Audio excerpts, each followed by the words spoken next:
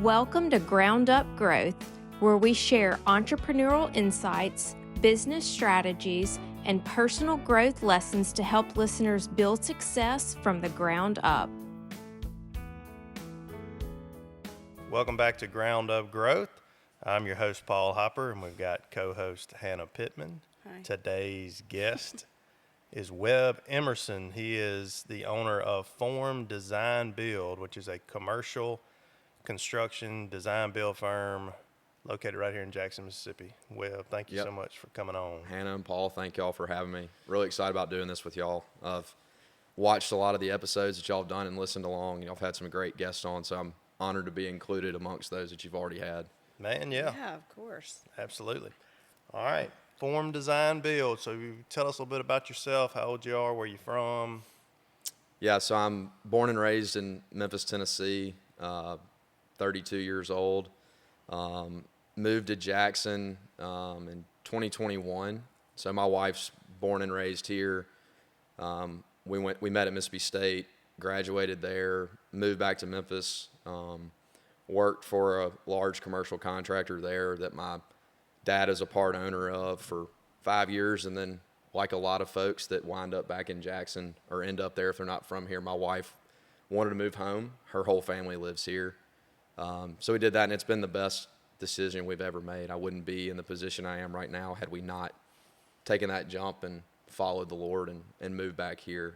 So, All right, back up. Little Webb, did you have a job growing up? yes. So, like I said, my dad's been in the business for, 30, 40 years now. I don't want to age him too bad. So I'm one of those kids. I was drug around a job site. There's pictures of me with a little blue hammer as a small kid when I could walk, just walking around the yard, or had a tool belt on. So I've always been around it. And then starting probably in middle school, 6th, 7th grade, in the summers, I would actually do maintenance at the grade school that I went to that my mom worked at. It was right down the road from our house. And so in the summer, I would do painting classrooms or, landscaping jobs around the school. And so that was kind of where I got the first, itch of in kind of construction adjacent and learning how to work. So, I had a job, starting in 6th grade in the summers. So I've always wasn't scared to work for sure. Right. When other kids were hanging out at the pool, I was working, painting classrooms and stuff like that. That's awesome that you've been exposed to it that long and getting to see all ends of it. Yeah. Yeah. All Did right. your dad do anything before the construction business?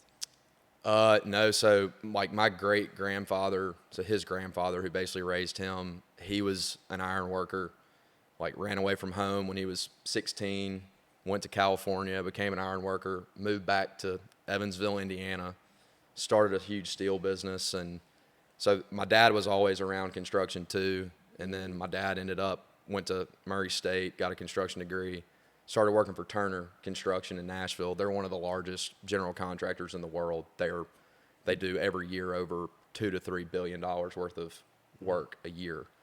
He wound up in Memphis on St. Jude when they built the first big hospital there. And so he's been in his whole life. That's how he got to Memphis. And so I guess I'm skip a generation, but I'm kind of a third generation, construction person. So I've been around it my whole life. That's cool. That's what I went to Mississippi State for. Yeah, go Dogs. Yep. That's cool how you framed it up. Yeah. Oh, boy. See what I did there? Yeah. I like that. All right, let's see. So you went to Mississippi State. You got a degree in what? Building construction science. Yep. All right. So Graduated in 2016. Okay. Yep. And what was your move fresh out of college? So I had interned with the company that my dad's been with for 20 years, all through high school and college, really college. And so I had a job there when I graduated. I kind of knew that. I'd interviewed with some other people down here because my wife was going to nursing school, or soon-to-be wife was going to come to nursing school here. So was trying not to do distance, but, distance makes the heart grow fonder. So we did it for 2 years. Worked there, learned a ton. I was exposed to a lot. What was your role? So starting out, I was an assistant project manager, Okay. which, basically on the office side of a construction project, working under a senior project manager. So kind of just helping with, RFIs, submittals, change orders, budgets, just kind of all the paperwork and processes that the project manager needs to get done, but doesn't have all the time to do because he's managing multiple jobs. So it's kind of in that role for 2 or 3 years, which is pretty standard in our industry. In large commercial construction, there's stepping stones that you kind of have to hit, and sometimes you think you're going to go faster than what the company wants you to do or tells you how long you need to be in that role. But kind of then from there moved up into a project management role and was managing, projects upwards of $15 to $20 million, managing a couple at a time. And it was going great and, liked it, learned a ton. But as in business, as you learn, sometimes companies change and leadership changes. And so there was some of that went on. And given that my dad was in a position of leadership and some of those things didn't always, he and I, great relationship, would still work for him to this day. But there were some things that made me start to look and go, is this what I want to keep doing long term? Throw that in with my wife wanting to move home and being homesick. It was kind of a perfect opportunity of probably not going to go work for a competitor against my father. That would make Thanksgiving tough. And then my wife wanting to move here, it kind of just was a perfect fit. So what year was that? That would have been 2021. So I did 5 years at that company in Memphis. And the last project that I built was at Ole Miss. It was a sorority house that I was the project manager of. And the architecture firm that designed that house they're based in Jackson. And so I spent, basically 2 years getting to work with those guys and know those guys. And so when we decided we were going to move here, reached out to them, said, really, who do y'all like to work with contractor-wise? Because I like how y'all approach construction and design. If I'm going to work somewhere for another general contractor, I want to work with people like you. Right. Well, they had an opening for their construction administrator, which is kind of for an architecture firm. That's the guy that goes out to the job sites and makes sure that what they design is getting built by the general contractor. So I hadn't really thought about that or considered it. And, I was like, I'm not sure. Do I want to just go back and do what I was doing and work for somebody else? I've always had an itch to work for myself and scratch that entrepreneurial itch. But I was like, I'm moving to a new place. I don't know anybody. I need to get here and meet people first. So I worked for that company for 2 years. WBA Architecture is their name.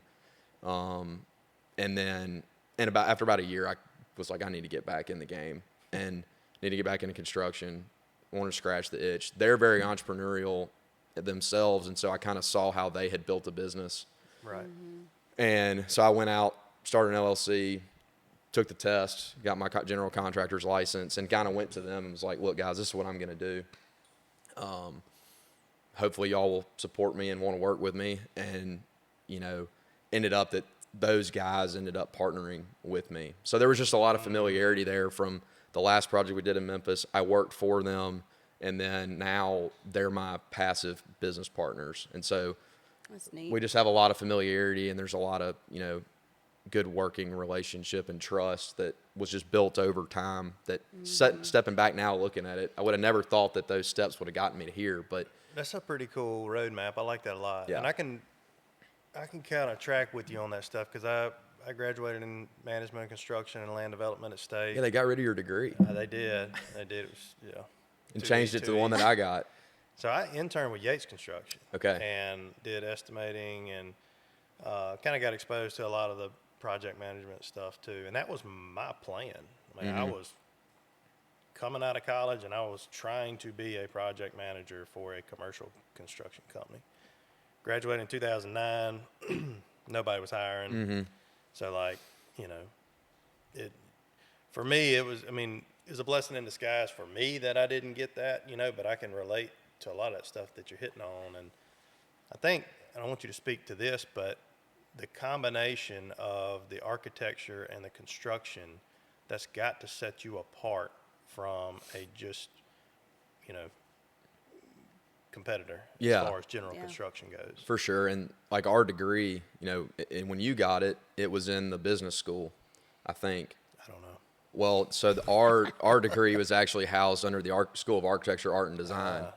So we spent a lot of time with architects. We actually had our studio classes where two of our big studios were actually with the architecture students. We were in there with them for a whole semester, 2 different times during our our 4 years of school.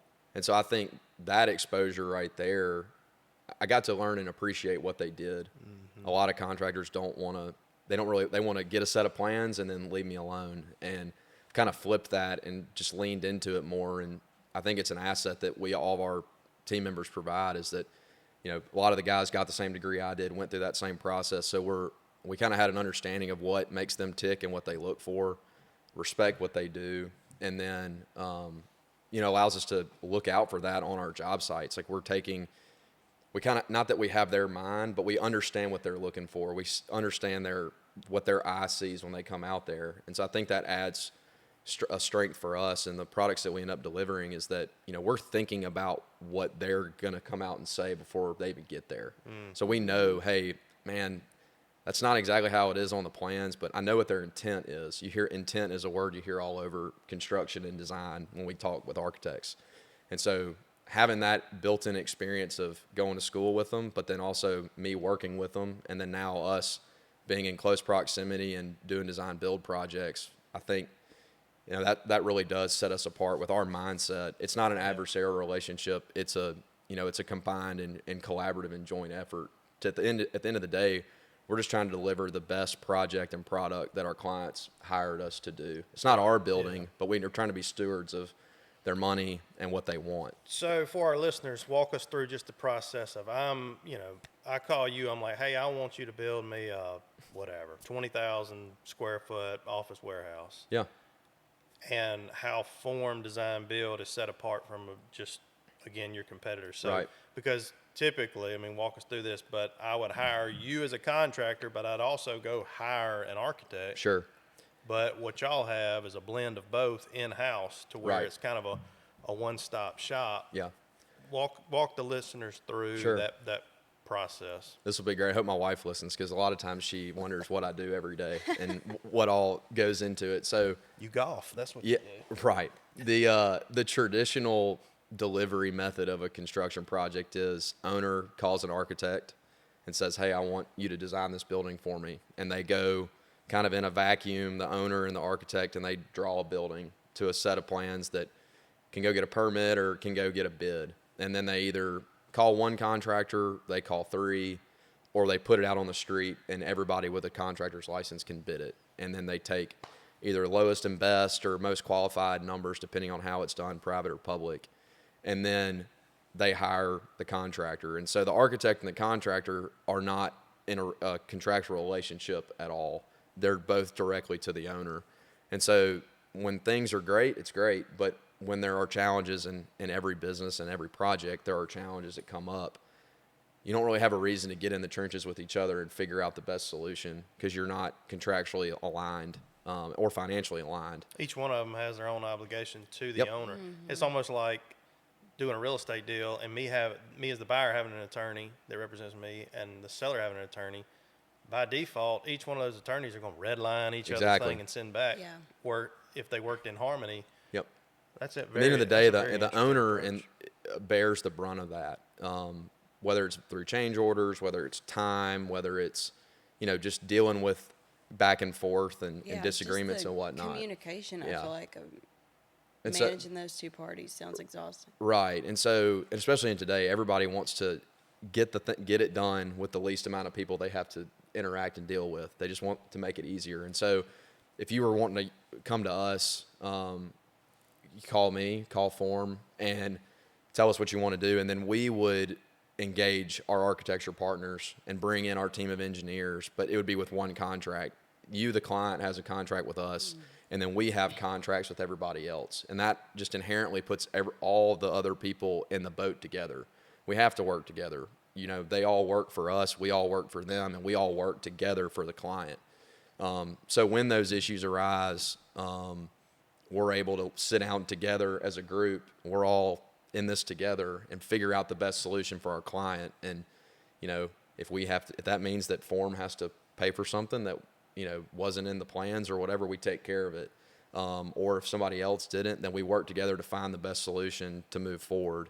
And we help manage that, because throughout a design process, you're going to have schematic design development, construction documents. There's levels as you progress from you call me and say, oh, you want to build 20,000 feet. Well, we got to do a preliminary plan to make sure we're on the right track.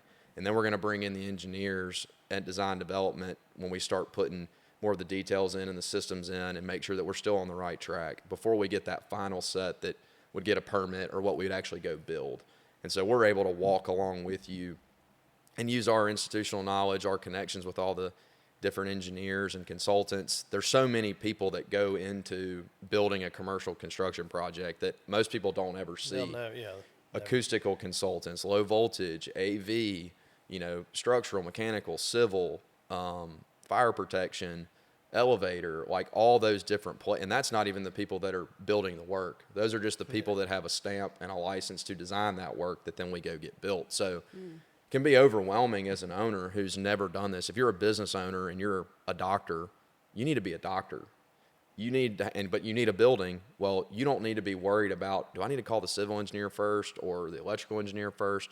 You just need to call us, and we know how to walk you through those steps where you can still go do the business that's making you the money to build this building. Stay in your lane. Yep. So I think that's where, there's a lot of great contractors. There's tons of great contractors in this market. So there's a lot of great people. I think we dig in and lean in where a lot of people would go, man, that's a lot of time. Are you really going to make money and see a return off that extra time and effort? We kind of lean into that and say, well, that's where we're providing our value. That's where we set ourselves apart, is that we're willing to dig in. We'll sit there and talk about bollards in the front of a church for protection in case somebody wanted to, drive through the front door. Bollards are the little yellow things that you jump Yeah. over as a kid walking Yeah. out of Walmart. But thinking about how I never knew that was Yeah. the word Look at for that. that. So- Told you. Look at that. I learned. So stuff like from down to that detail to, we don't want this room to echo. How much sound insulation do we need? Acoustical panels. And some of those conversations can go on for, you just go down the rabbit hole. But think if we sit there, they're hiring us to be the expert. And so we need to be able to dig in to those details and take the time it needs to get them where they feel good and confident and comfortable with the decision that they've made. So that's not necessarily in the design, bid, build, mark. You can't do that. If you're getting brought in at the very end, well, you missed all those conversations and all those meetings and those steps along the way to provide your input into that design. So when we're in it from the get-go, some of these projects we work on, it'll have a 2023 job number and it's 2026 and we're under construction. So it's a lot of time shepherding that project along, but I think that's one of the things that really does set us apart. Yeah. And it's probably, go ahead. The scenario, like when Paul asked the question and you were painting the scenario of how y'all get involved and when. You said that oftentimes they go to architects first and then would go out to bid for the contract work. Are you often getting a hold of like that RFP after our architect's already been engaged and done work? Sometimes, yeah. So And then how does that work? Like there are people knowing Form does both. Let's just go straight to Form. Or are they seeing y'all as builders and then being like, oh crap, y'all could have done our architect work? So I think some of that is, and again, we're not actually drawing the work. We have our architecture partners that are doing it, that are licensed and stamped to do it. They're working for us and then we work for the client. But yeah, there are people that have been, man, we could have just streamlined this whole thing. I think that's just part of any business that's new. We've only been around for 3 years. So the more that we do and the more that we see and the more that we put out and explain our process, I think people will start to kind of buck the trend. And nationally, not to nerd out on design build, but it's becoming a trend that's being used for much bigger projects. It used to be viewed as something that you would do for, a custom home or, more of a small one-off type construction project. It wasn't viewed as something that you would, driving down the road, the big jobs, you wouldn't see those procured as a design build. They would have been design bid build. And I think what people are learning is that, putting it out on the street does not always, lend to the best number at the end of the day. You might be low on the day that the bid is awarded, but by the time the project's over, all that cost gets added in, where if we're involved early, we can help make those decisions and build into the design, what, is actually cost effective at the end of the day. It may seem like it costs more on the front end, but by the time we get to the job and we compare, we're probably going to be lower. And so that is being adopted more in the public market. in bigger projects like the ABC warehouse that is being built. I know that's a hot buzzword topic right now with all that's going on with liquor not showing up at liquor stores. But that project was like an $80 million project, and it was procured as a design build. Rankin First just put an RFP out for a speculative warehouse that's 75,000 square feet. It's being procured as a design build. So they're bringing in, you're proposing as a team. So it's starting to pick up more traction in the overall market. I think they're projecting by 2030, almost 50% of all commercial construction projects in the country will be procured with a design build. So it's starting to flip the trend where more people are understanding and seeing the value in it, and that just lowest on bid day doesn't always turn out to be the best and lowest when the project's over. Yeah. So I think that will help us seeing more as more projects continue to get built that way and people start hearing about it. And it's not just some alternate delivery method, that people will start coming to us for that. Now, and we will work in any contractual relationship. Like, we work with architects that they've been hired and then they come to us in the middle of it and they're like, hey, we want to take proposals from contractors. We're happy to do that too. Yeah. And we provide good value there, but I think where we take our value to the next level is when we're able to be involved from the beginning and procure it that way. Yeah. That's really interesting. I like that. And I looked at your social media stuff before the podcast because we've never met, which is, you're the perfect guest. Like, I love somebody I don't know, and like just being able to unpack your business and your whole story. And you do a really good job on marketing.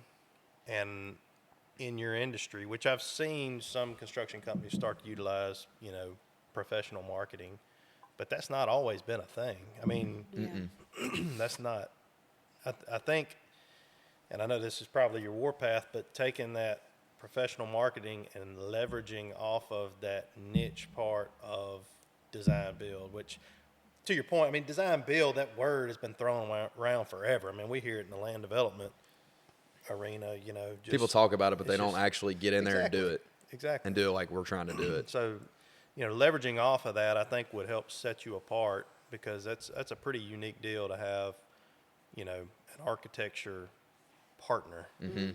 Yeah, from the get-go, like I was saying before, the first thing we did is when we want to do this, we went to a marketing agency, agency. I'll shout them out.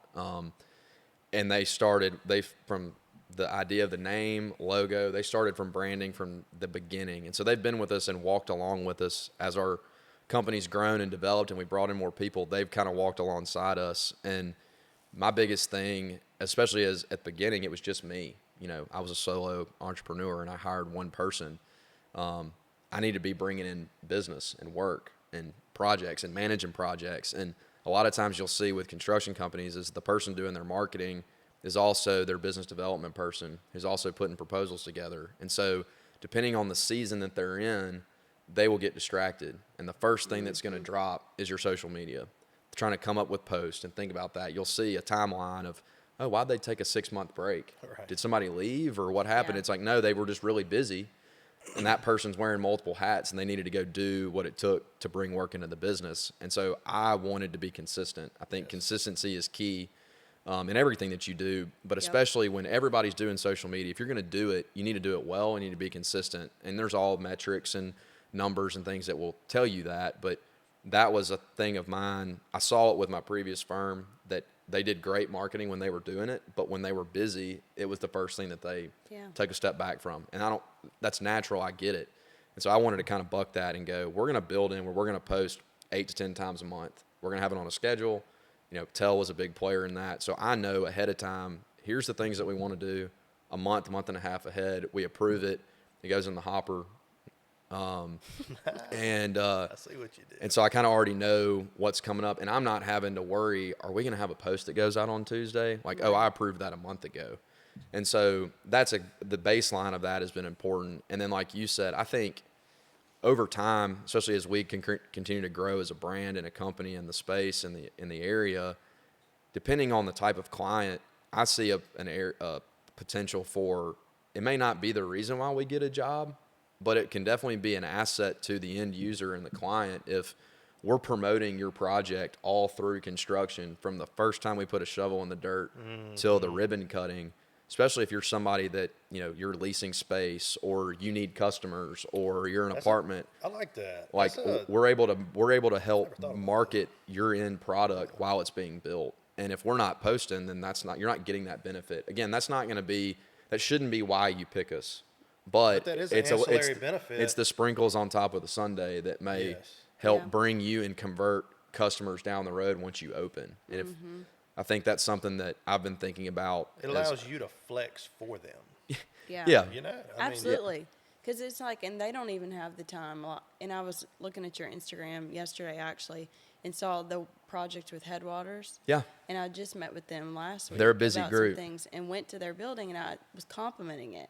And because thank it was you. great. And I was like, how long have y'all been here? And they're like, we just actually redid the whole thing, whatever.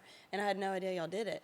And I looked on Instagram, and I saw y'all covered, like, the whole thing. Yeah, we try And I to think that's show, great. from beginning to end. I mean, I'm biased. I think construction's cool. I think people like to see, big equipment. They like seeing buildings come together. And a lot of people, commercial construction can kind of seem so far away from everyday life, and it's kind of scary to some people. And so kind of pulling back the curtain and showing kind of how we do and how we do our process. I'm very much an abundance mindset person. Like, there's plenty of work out there for everybody. And so I don't mind showing what we do, because there's plenty of work for everybody to go do. And so but I think it helps educate, it helps show our value, shows how we do things maybe differently than other people. And then, like you said, another big thing is it makes you approachable. Yeah. I mean, because y'all are doing videos, putting yourself out there. I mean, it's kind of like us doing this podcast, because some people, I've had people over the years that, like, don't want to approach me. Yeah. Like they feel like, Yeah. I guess I come across stiff or something. But Yeah, I feel like when I first met you and you were looking at doing marketing from, like, a social media standpoint, it's like you've done the billboards and everything. You're like, people see my face and know me, but how do I be more approachable? how do you and go from the guy personable? on the billboard to the guy they want to talk to in the coffee shop? And social media is a great way to do it.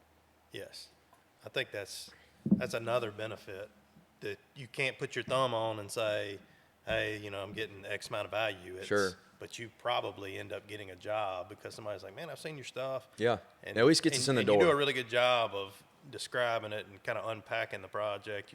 It's not like you're just stepping into this. You've been Sure. involved in it from day one as a kid all the way up. You've got the generational background for it. I mean, you kind of check all the boxes. So it's like, We still hear we're too young all the time, though. oh, dude, you're going to hear that because you're 32, I'm 39.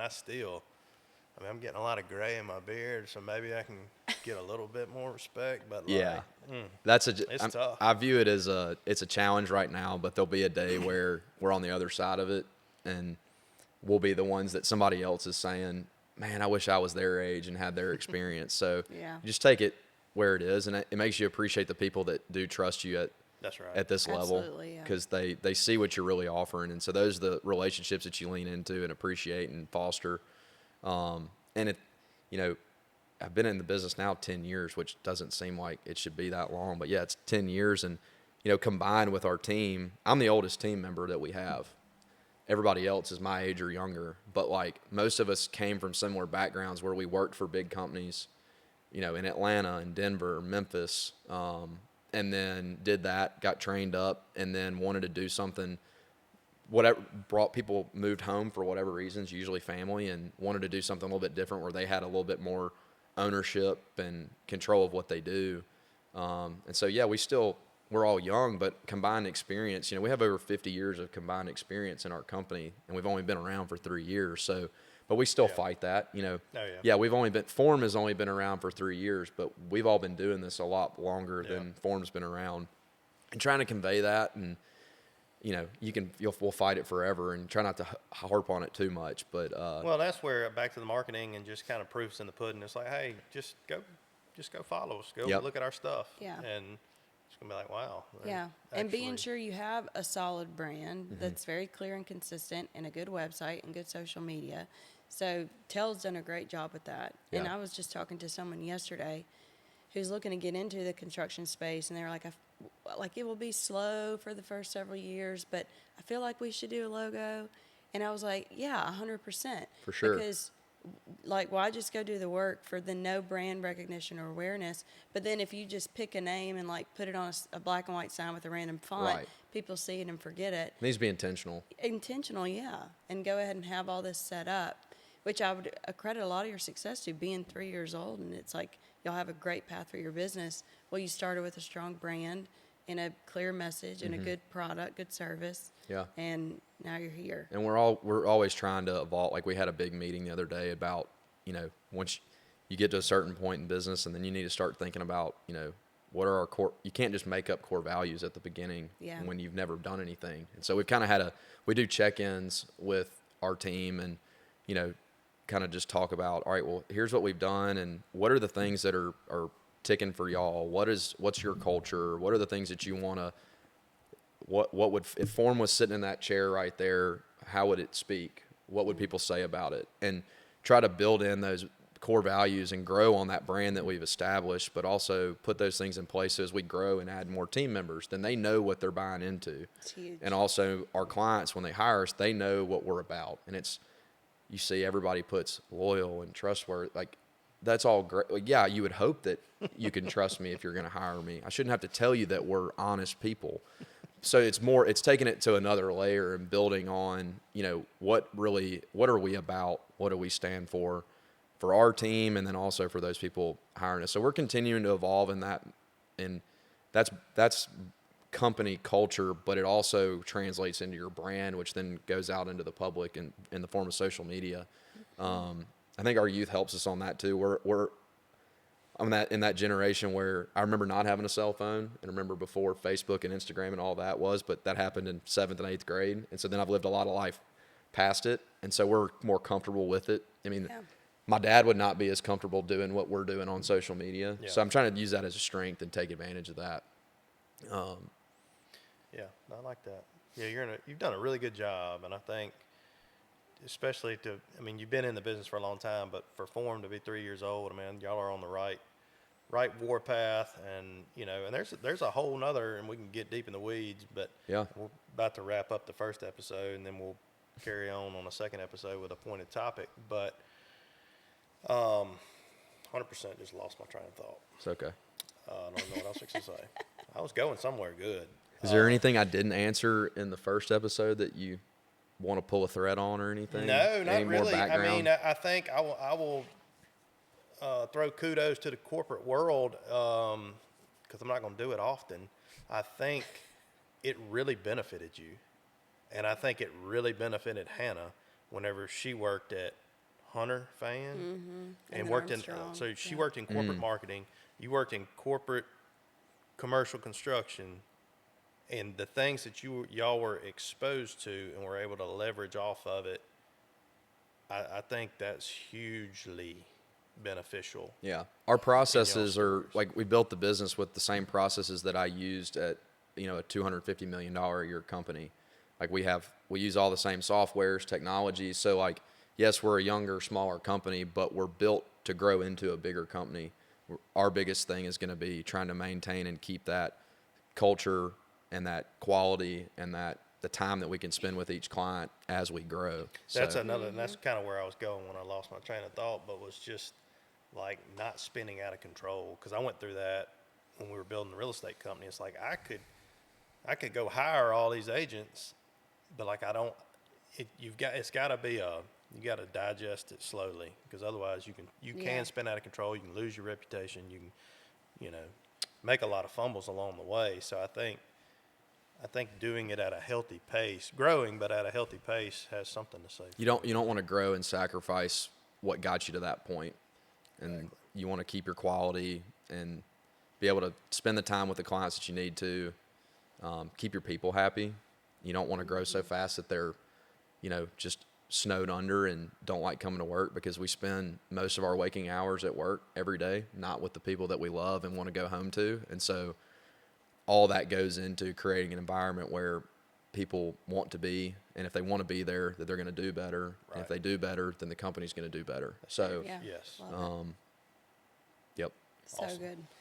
All right, Webb, thank you so much for coming on, and we'll catch up on round 2. Awesome. Thank y'all.